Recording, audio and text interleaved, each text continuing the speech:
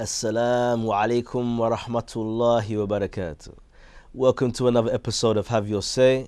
I'm your presenter Bashir Blenman, and today we're going to talk about the fitna of halal and haram money. This is a major fitna for the youth, for the old, for the young, for everyone. The issue of money is something that is benefiting us or is destroying us. And there's an Arabic proverb that the poverty is kufr. It's disbelief, because through poverty, a good person will do bad things. So we're going to talk about it today. Inshallah, we're going to come to some type of conclusions and a better understanding of why people chase haram money. And inshallah, we can touch on the benefits of chasing the halal money.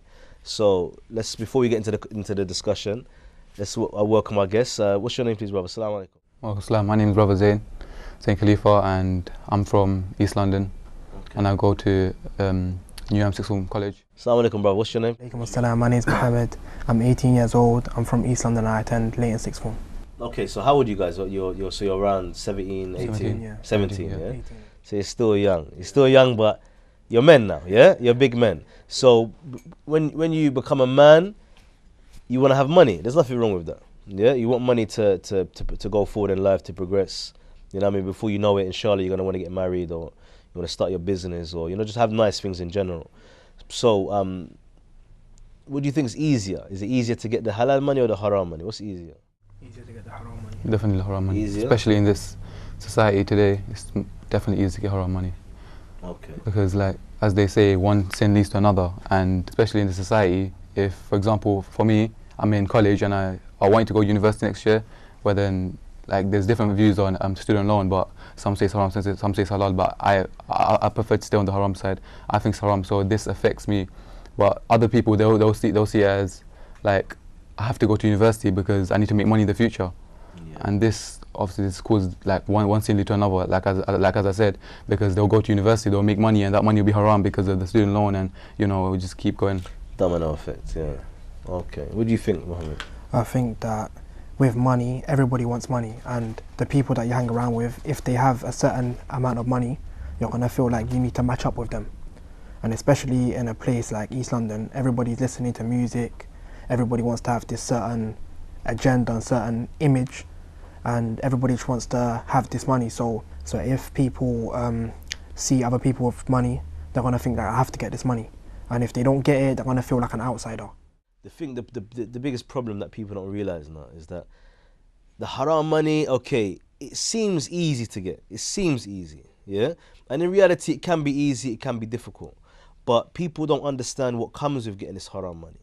Everyone wants to have the Bentley, and they want to have the Lamborghini, and they want the big chain and the watch and the big house. They all want that. But they don't understand what possibly comes with that. Do you understand? What possibly comes with that is that you get a bullet in your head, or you get a long sentence in prison, or you end up like losing like your family due to them not wanting anything to do with you, or you lose friends, or there's a dark side to it that it never adds up to what you can accumulate doing the haram money.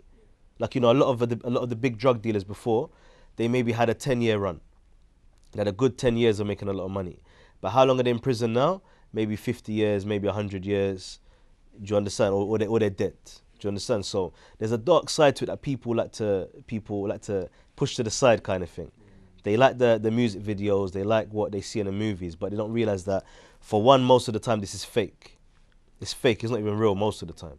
And the other side of it is that, like I say, there's a dark side to it that's not gonna just affect your dunya. It's gonna affect your akhirah. Do you understand? So I think it's upon, especially you guys as young guys. Me, obviously, I'm a bit older now. I've kind of got a better understanding of life, and I understand that Allah's written my rizq. And we all know this in theory, yeah? You know Allah's written your rizq, yeah? 50,000 years before you create the heavens and the earth, everything's written down. But you still want to kind of, you know what I mean? You want to cut corners. But I understand this. So there's nothing going to make me go and try to get haram money when I know that my rizq is written for me. But for you guys, it's a bit more difficult. And I understand. It's understandable. So what do you think, like I say, what do you think is the thing that's gonna like turn this around? What do you think is gonna make the young people kind of more want to get the halal money more than the haram? What's the solution? More role models that are making halal money. Yeah. For people that are opening businesses and showing that you don't have to get haram money. there's ways of getting halal money, and even making your parents proud, making the people in your community proud. Okay, what do you think, Zane? Like, for example, nowadays youth, it's not certain in their mind the idea of the fact that Allah's written everything already, and no matter what you do, you're going to get what He's written. So it's either your choice to choose that, because we have free will, so we can choose the haram side or the halal side. And obviously, you could, like, I think it's just not like clarified in their mind that it's already written for you. Like, whatever you do, it's not going to change. So that's why you might as well choose the halal side, because that's the best choice. At the end of the day, if you're going to go Jannah, then.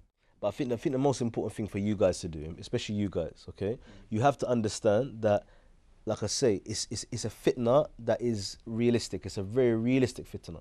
It's not a fitna that anyone can come to you and say that this is like, why would you even think of doing this? Because there's a lot of reason why you think of doing it. And I think this is the main thing that's going to make you understand what this fitna is really about. No fitna that has a real trial behind it doesn't have basically the outcome of this trial is a great reward. And this is the reason why, like I say, you leave certain things like zina, you leave getting haram money, you leave a lot of these like major sins, you leave them alone, like the riba, all these things, major sins. Yeah, you leave these things.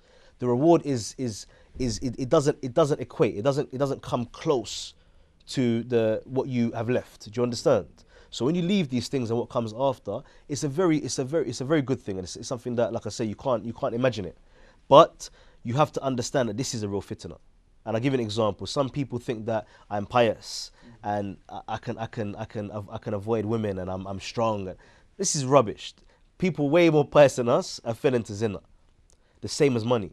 Don't ever think you're someone that is strong enough to leave this haram money, because you're not. This is a big fitna in this world. So if you understand what type of fitna this thing really is, then you will stay clear away from it. You won't come close to it and stand on the fence and look at it and say, you know, it looks all right, and let me have a look, and let me touch it, and you know what I mean, let me feel it. Before you know it, you're making it. Do you understand? So you have to, in your own minds, in your own hearts, you have to understand that this is a fitna that is valid. It's a valid fitna. So don't anyone, if you feel the need to fall into it, you understand? Don't look down on yourself. Understand this is a valid fitna. But if you leave it, the reward's going to be tremendous. Okay, so what? Let's be pragmatic. Let's think of things that practically. What do you think are good ways that the Muslim brothers can kind of come together and try to generate more halal money? Because this is the problem. Sometimes your parents can say, you need to make halal money, but you say, how can I make it? They're like, make dua. Yes? Okay, so what do you think are ways that the brothers can kind of come together and start to do? Like youth clubs with career advisors, like Islamic career advisors who will show you the right path and what not to do and what to do, because some people just don't know. They don't know if there's interest in that. They don't know, like, so they just need to be advised.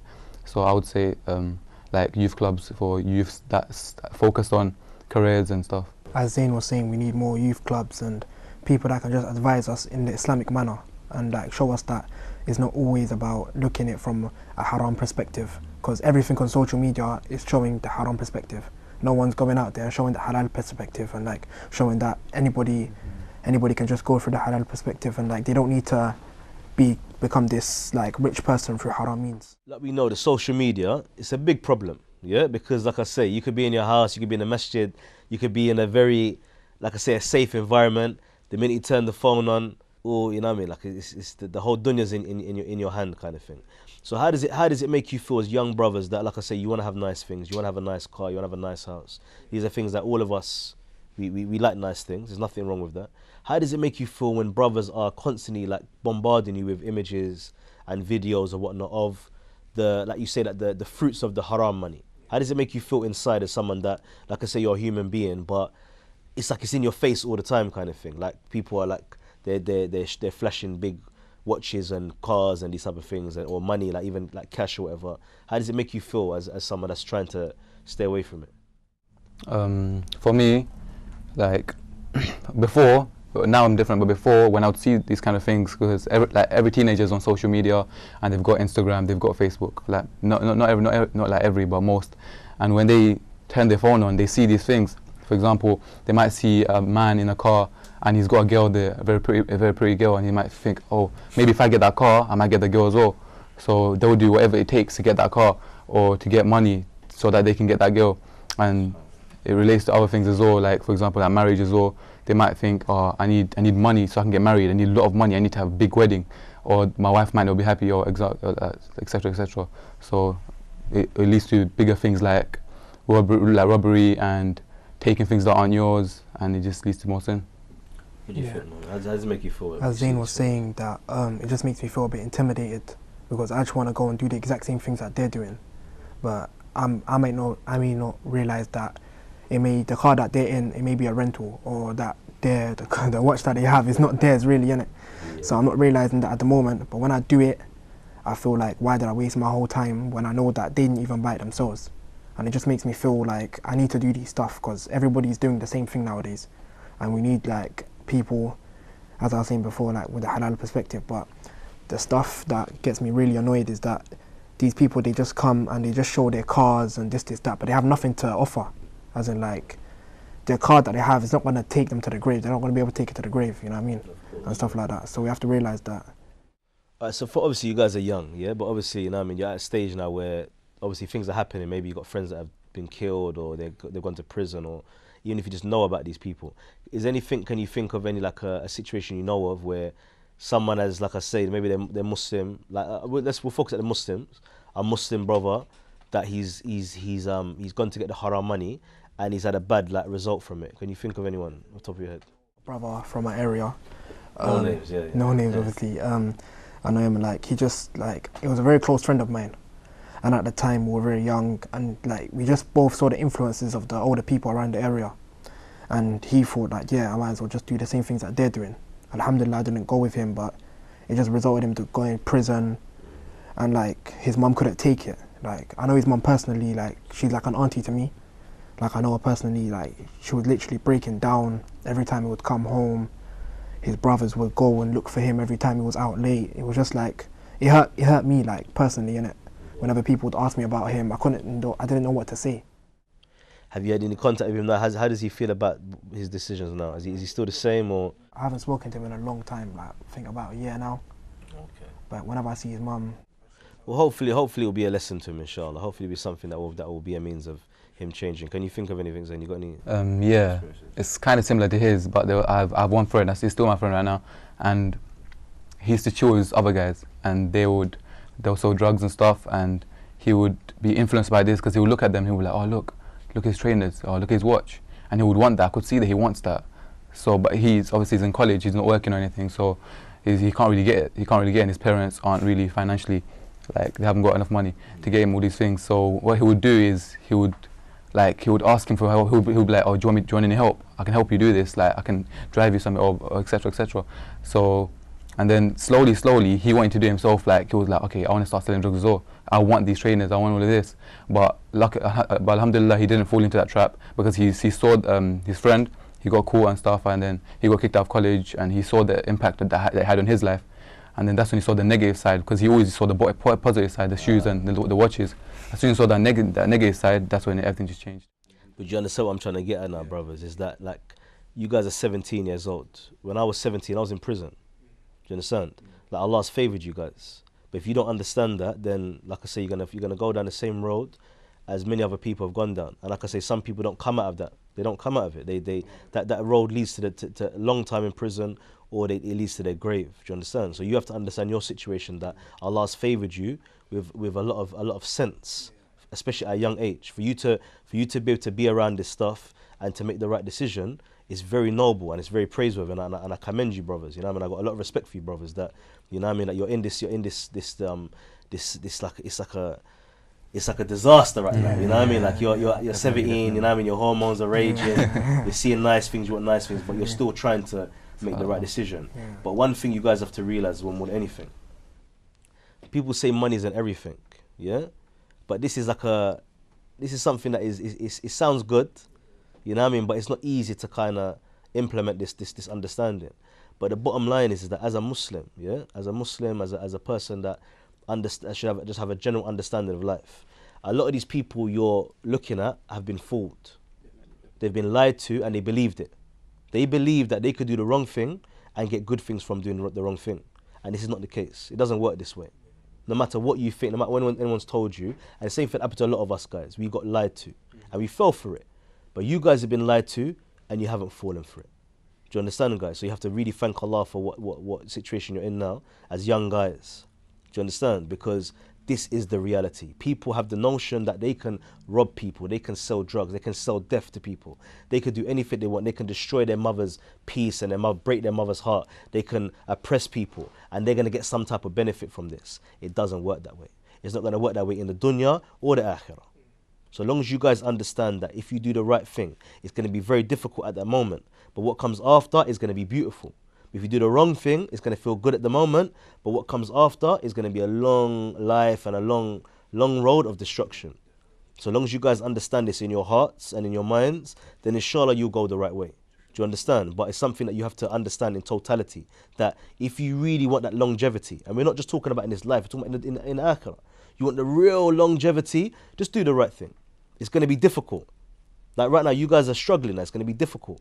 But what comes after is going to be beautiful. For me, like what keeps me focused on the straight path when I see these kind of things is that you have to realize that you're never satisfied with what you have. So you can look at all of these cars, but when you get them, it will be like, okay, I've got it. Now what? Okay, I want more. And then you get it and it's like, okay, I've got it. But you're not as excited as you was before you got it. So you always have to remember that you're never going to be satisfied. So what's the point aiming for something that could break your mother's heart or... It's an illusion, brothers. You know what I mean? Like I said, I'm not going to go into my situation, but look, I come from the same background. I've changed my life, come to Islam, and like I say, I felt like I never had any hope in the beginning. Now I'm a teacher. I live in Mecca. I'm doing a master's degree. I have family. I have a nice house. I have many things. But this is the crumbs. This is nothing as far as I'm concerned. The fact that I'm trying to please Allah, I pray my salah, even I have sunnah to the fajr, this is enough for me. Do you understand? So you have to understand that the main things in life that really give you that sense of empowerment and that sense of wealth inside of you, that real richness, are the things that don't cost anything. They're the things that are very easy for you, things that Allah has blessed you with already. So you're richer than all of these guys already. But you have to understand this, guys. Do you understand? So thank you for coming, brothers, man. It's a pleasure meeting you guys. And wallahi, I've got so much respect for you guys. And I hope that Allah protects you guys and He preserves you and He preserves all of the youth. But again, it's a mind frame. It's a mind frame to understand that you've been blessed already. So anything outside of this is just a bonus. But you've been blessed enough. You can't ask Allah for any more than what you have already. Do you understand? But if you get more, just get it in the right way, inshallah. So I'd like to thank our guests for coming today, Brother Zain and Brother Muhammad. May Allah protect you, may Allah preserve you, and all of the youth and all of the. Like I say, it's not a youth problem. This is a everyone problem. Yeah, it's a people problem. On a serious note, brothers and sisters, yeah, I'm coming from a background where this was my life. This is all I thought about was haram money. This was my life, and coming to Islam and making the right decisions. You have no idea the things that I had to leave to get where I am now. But the main thing to focus on, guys, is that I did these things just because they were the right things. I never thought for a second that I'll be living in Mecca or having a good job or all of the things that Allah has blessed me with, because this was not a priority for me. My main priority was to please Allah. And by pleasing Allah, all He done was open doors for me. So I want you guys to understand that you don't have to do the wrong thing to get the right things. It's not the answer, it's not the road, and it never has been the road. But what's happened is that a lot of you guys have been lied to and you fell for it. So please, brothers and sisters, and even like I say, the brothers and sisters in humanity, yeah, don't do the wrong thing to get the right thing, because you will fail. This is not the answer. So ask Allah to make it easy for all of us, inshallah. And like I say, just do the right thing. Do the right thing and you'll get the right thing, inshallah. Until next time, thank you for coming to another episode of Have Your Say. I'm your presenter, Bashir Blenman. Assalamu alaikum wa rahmatullahi wa barakatuh.